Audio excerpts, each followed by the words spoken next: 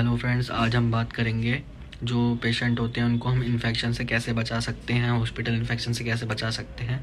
आज हम इसके बारे में मैंने ये वीडियो बनाई है। तो मैंने कुछ पॉइंट्स लिखे हैं, मैं आपको बताता हूँ कि आपको क्या क्या करना चाहिए और क्या नहीं करना चाहिए। ये चीज़ों का ध्यान रखना बहुत इंपॉर्टेंट है कैंसर पेशेंट के लिए। वीडियो है मैं अपने एक्सपीरियंस के हिसाब से बना रहा हूँ, जो मैं देखता हूँ तो मैं उसके हिसाब से मैं जो मेरे को लगता है कि पॉइंट्स पेशेंट्स को पता होना चाहिए, पेशेंट के अटेंडर को पता होना चाहिए। पहला पॉइंट ये कि आप पेशेंट को अपना साफ़ सफाई रखो, क्योंकि ज़्यादातर जो कैंसर पेशेंट में जो पेशेंट होते हैं वो बहुत कम चांसेस होते हैं लोग बीमारी से मरते हैं, लोग इन्फेक्शन से ही मर जाते हैं। ये सबसे बड़ी बात होती है। सबको लगता है कि कैंसर से मरे, कैंसर से तो खैर जो है वो है, बट ज़्यादातर पेशेंट इन्फेक्शन की वजह से मरते हैं। तो आप इन चीज़ों का ध्यान रखो जो मैं आपको बताने वाला हूँ आगे। पहला, पेशेंट को नहला के रखना है, अच्छे से साफ़ रखना है, उसको जितना हो सके उतना साफ़ रखो।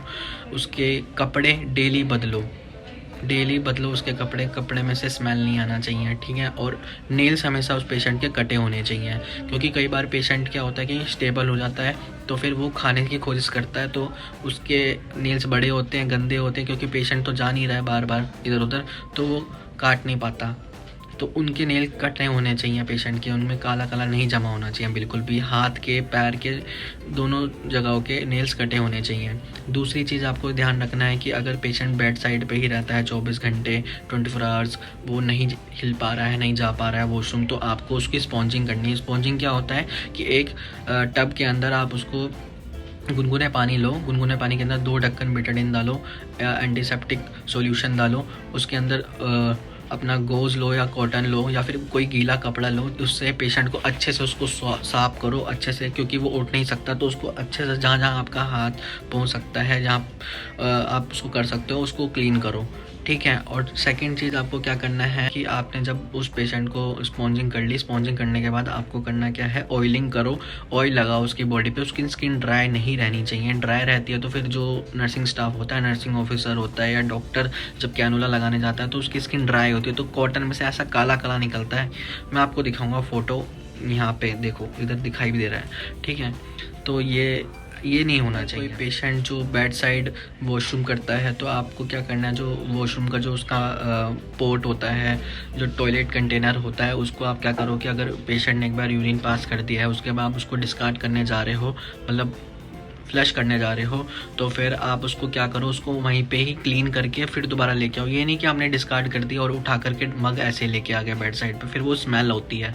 तो इन चीज़ों का आपको ध्यान। और जो लंबे समय से जो पेशेंट बेड पे है उनकी कमर में चेक करते रहना है, उनको करवट दुलाते रहना है, कहीं उनको बेड सोल तो नहीं है, इस चीज़ का भी ध्यान रखना है, कहीं उसको बेड सोल तो नहीं हो गया है तो बैक पे या हिप पर, ये चीज़ का आपका ध्यान रखना है। जिन पेशेंटों को डाइपर पहना हुआ होता है उनका आपको time to time diaper check करना है, उनका डाइपर गीला तो नहीं हो रखा है, पोटी तो नहीं कर रखा है, ये चीज़ का आपको ध्यान रखना है। अगर गीला है तो उसको चेंज करो, नया डाइपर पहनाओ, ठीक है। जब भी पेशेंट खाना खाता है उसको हैंड वॉश करवाओ। अगर पेशेंट बेड साइड से उठ नहीं सकता तो उसका कुछ ऐसा अरेंजमेंट करो कि जो पेशेंट है अपने हाथ क्लीन करे, या फिर स्पॉन्जिंग करो, उसका स्पॉन्ज ले आओ, स्वैब ले आओ, ताकि अल्कोहल स्वैब से वो अपने हाथ क्लीन करके अपना खाना खा सके।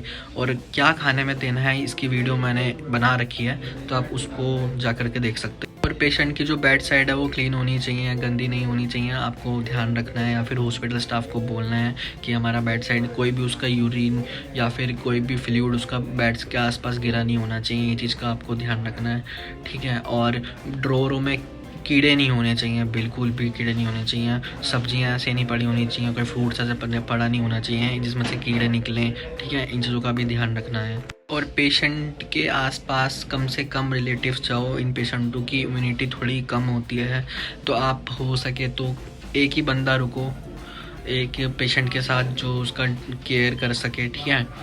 बार बार चेंज होकर के मत आओ, क्योंकि फिर इससे इन्फेक्शन का चांसेस बढ़ते हैं। तो आप इन चीज़ों का ध्यान रखो और जितना हो सके पेशेंट से बात करो, खुश रहो, उसको अच्छी बातें करो, उसको खुश रखो। तो पेशेंट का जो ऑपरेट हो चुका होता है, जो उनका जो घाव होता है, उन पे पट्टी होनी चाहिए। ये नहीं होना चाहिए कि वो ओपन में है तो स्वेटिंग वगैरह होगी, उस पर इन्फेक्शन का चांस बढ़ेगा। तो आप उसको कवर करके रखो, जब भी नहाने जा रहे हो तो उसको गीला होने से बचाओ। इन चीज़ों का आपको बहुत ध्यान रखना है।